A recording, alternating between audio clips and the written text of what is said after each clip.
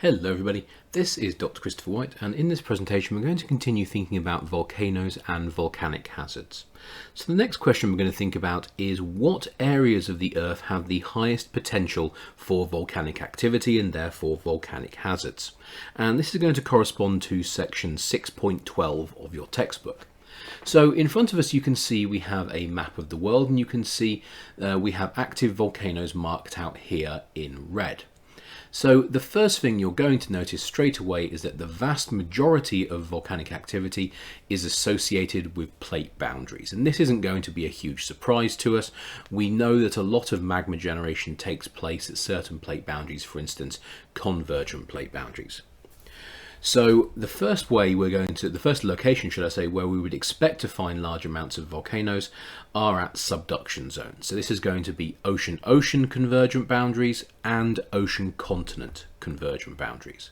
And so we can see here we have the Aleutian Trench. This is an example of an ocean-ocean convergent boundary. And down here we have the trench along the western side of South America. This is going to be an example of an ocean-continent convergent plate boundary.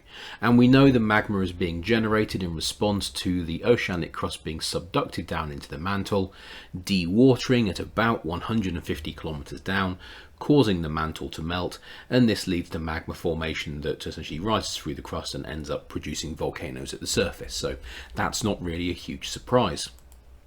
We will also have large amounts of volcanic activity associated with continental rifts especially. So we can see here we have the East African Rift Valley, and you can see just how volcanically active it is. So in the case of the continental divergent plate boundaries, we obviously have the asthenosphere being allowed to rise up because the crust here is being thinned. We have decompression or melting taking place. This produces a mafic magma that rises up, and as it makes contact with the continental crust, it melts the continental crust, creating a lot of intermediate and felsic magma, which then rises up and feeds volcanoes within the rift itself. Now you will notice in contrast, although there are some volcanoes associated with ocean divergent plate boundaries, they are far less common. And this is because the majority of magma that's moving through a ocean divergent plate boundary never makes it to the surface. It gets trapped in the oceanic crust and it becomes essentially incorporated as part of the sheeted dike complex. So both divergent plate boundary types can produce volcanoes, but continental divergent plate boundaries are far more likely to be richer in volcanic activity. The final location in which we would expect to find volcanic activity would be over hotspots. So if we look at areas such as Iceland or the Galapagos Islands or Hawaii, these are areas which on the whole are well away from plate boundaries, and so we would not expect them to be the location for volcanic activity, but they are. And so we have to therefore assume that this volcanic activity is being driven by the presence of a hotspot underneath the crust. So I think we can see that on the whole we have lots of volcanic activity associated with ocean-ocean and ocean-continent convergent plate boundaries, continental divergent plate boundaries and hotspots. We have limited volcanism associated with oceanic divergent plate boundaries and also continent-continent convergent plate boundaries, because remember, at a continent-continent convergent plate boundary there is no oceanic crust being subducted, and so this means there is no magma being generated. Obviously we also know that at a transform plate boundary there will be no volcanic activity at all because nothing is melting. So how would we assess the dangers posed by an individual volcano? So what kind of factors would we look at? Well, the first thing we're going to look at when we go to a volcano is its shape. So that's going to tell us about the type of magma, type of lava that's involved in its formation. Typically, if it's a steep-sided tall volcano, we are going to assume it is a composite volcano, which is going to be associated with intermediate magmas. If it's a dome volcano, we're going to assume it's going to be associated with felsic magmas.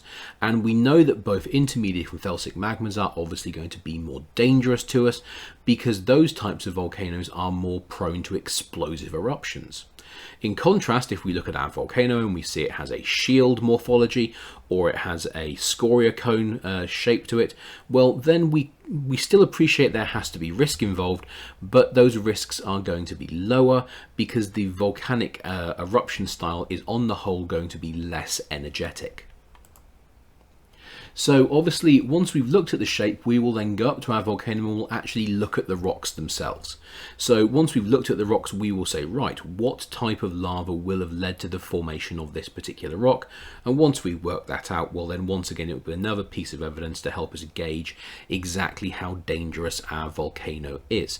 Because obviously, once again, if we start seeing felsic rocks like rhyolites or intermediate rocks like andesites, we know we're probably dealing with a volcano that is more likely to have explosive eruptions. The next thing we're going to look at is the age of our volcano. So we're going to want to look at when did the volcano erupt and how often does it erupt. And so what we can do is we can go to our volcano and we can actually take samples of each of the eruption layers and we can take them back to a lab and we can date them and we can say, right, this volcano has a habit of erupting every, let's say, 1 million years. And if it's been about 1 million years since the last time it erupted, you know your volcano is probably due to erupt sometime soon. We can also look at the time the volcano last erupted, so the most recent volcanic deposit. So if we were doing that and we were looking at our volcano and we saw that the volcano hadn't erupted for, let's say, the last 2-3 million years, well, then there is a pretty decent chance that the volcano is dormant and as such it's safe. So the volcano may be, only rarely active or completely inactive. And as such, we would consider it to be, a far more safer proposition. We'll also look at the history of the volcano, and this kind of goes back to the age. So we'll try and look and see, right, how often does our volcano erupt? When it does erupt, what type of eruptions are we seeing? Are we seeing eruptions dominated by lava, which would suggest simply, lava coming out of the central vent? Or are we seeing eruptions which are associated with large amounts of pyroclastic material, which would suggest explosive eruptions? We would also once again try and see how long has it been since the volcano last erupted. So if we can see relatively new, relatively fresh volcanic deposits, we know our volcano is still active and that it erupted recently. In contrast, if we look at our volcano and we can see that the volcanic rocks have been exposed and eroded for a very long period of time, that would suggest that either the volcano hasn't erupted for a very long time or it is dormant or extinct, so it's not erupting anymore. So we need to look at this information to try and work out exactly how active our volcano is. And then there'll be other data that we'll be looking to collect. So we might analyze things like the gases coming out of our volcano, because that's going to help us gauge, the movement of magma in the subsurface. We may also look at other things such as seismic waves, which are produced as the magma moves underground. And so we can use this data to say, right, is there magma under the volcano? Yes or no? And is that magma moving? If the magma is moving, where is it moving to? If it's moving towards the surface, we know we may have a problem in the near future. So there's lots of pieces of information that we can try and gather about a volcano to gauge exactly how risky a proposition it is. So in this case study, you can see we have a central volcano located in the middle of the image, and we have 3 villages around its edge. So we're going to think about what kind of factors are we going to consider when assessing the risks for each of these villages. So the first thing we're going to look at is proximity. Typically, the closer you are to a volcano, the more danger you're in. And so this would mean that villages 2 and 3 are obviously going to be in greater danger than village 1. We're going to look at valleys as well. So the thing about this particular volcano that you'll notice, first of all, is that it is quite tall and it has quite steep sides. This is instantly going to suggest to me and any decent geologist that we're probably looking at a composite volcano. Once again, we know composite volcanoes form from intermediate magmas, and we know that these intermediate lavas have a habit of producing explosive volcanic eruptions. So this is obviously going to produce large amounts of ash, and this ash can lead to the formation of pyroclastic flows, which will of course exploit the path of least resistance, which would be river valleys. It can also lead to the formation of thunderstorms, and that rainwater can lead to, can mix with the ash that's produced by the volcanic eruption, of course producing mud, which once again will preferentially move along river valleys. So if we look at the diagram we have here, we can see that village 2 and village 1 are associated with rivers, so we can gauge in all likelihood they are associated with river valleys, and so if there is a pyroclastic flow or if there is a mud flow, there's a chance it may become focused along these river valleys and move towards villages 2 or 1.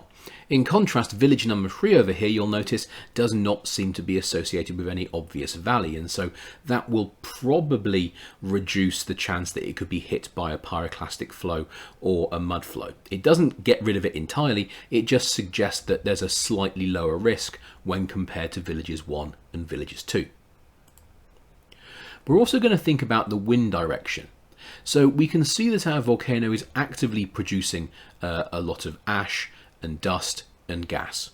So we can see that the ash and the dust is clearly being blown along this path right here. And of course, this is going to make it difficult for plant life to survive in this area. So that's going to be a bit of a problem. For instance, if you're a farming community, a large amount of ash being dumped on your crop is obviously going to cause substantial damage. But there's also the risk posed by the gases. So, these gases will be a mixture of water vapor, carbon dioxide, but there'll also be some more fun stuff mixed in there. Maybe things like sulfur compounds like hydrogen sulfide.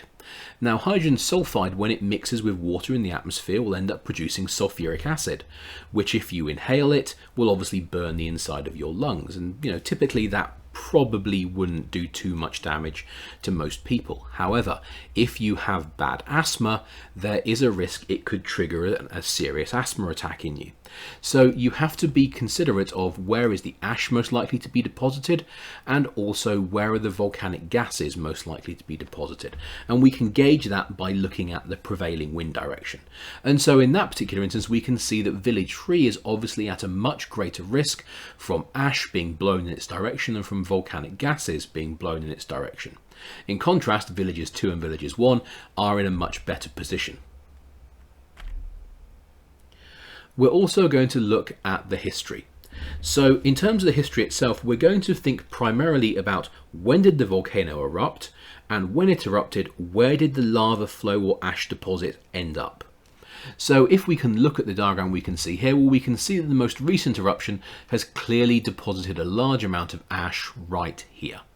And so we can see this because this area is lightly vegetated, which would suggest that this area was relatively recently exposed to the effects of a volcanic eruption. So we're going to want to try and avoid that area.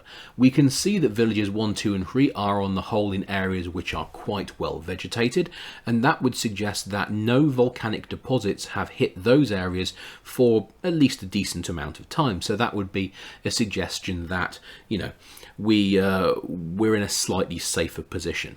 However, if a geologist comes into these areas and they start dating the most recent volcanic flows near these villages, and they see that, well, village 1 hasn't had a volcanic flow near it for, let's say, 10 million years, chances are village 1 is going to be relatively safe. In contrast, if village 3 had a volcanic flow come near it, let's say 50,000 years ago, well, there's a much higher chance that village 3 could be at risk during a volcanic eruption. So you'll see there's lots and lots of factors that a geologist will look at when trying to assess the hazards of a volcano for the surrounding area. All right, thank you for watching, everybody, and have a good day.